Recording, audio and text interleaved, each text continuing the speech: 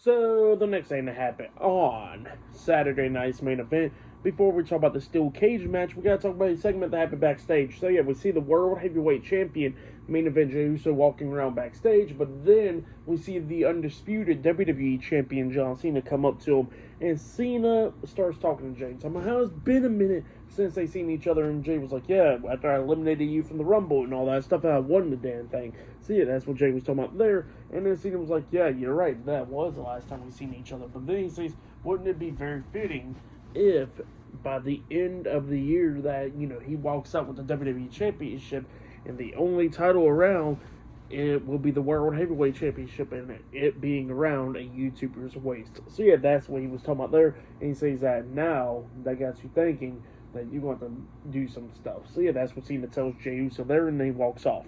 But yeah, then after that, we get to the next match of the night. It was Damian Priest versus Drew McIntyre in a steel cage match. So yeah, we get to the steel cage match. Jesse the Body Ventura is on commentary for this match. And yeah, we get to this match. And this match, it was pretty good for the most part. Both guys beating the hell out of each other, going back and forth and everything. Priest, well, we see McIntyre hitting the South of Heaven onto Priest, and Priest kicked out at 2. So it was just going back and forth. They had the steel chair in there and all that stuff. But then at one point, we actually see Drew McIntyre setting Damian Priest up on the ring apron right there with the steel chair wedged into the corner. And Drew was trying to hit the Claymore onto Damian Priest into that wedged in steel chair, but Priest moved out the way, so McIntyre hits the chair with his foot, and then that's when Priest gets back into the ring, hitting McIntyre in the back a couple of times with the steel chair, and then hits he puts the chair on his throat right there, slamming it against the mat, and then he grabs him, hitting the South of Heaven onto McIntyre.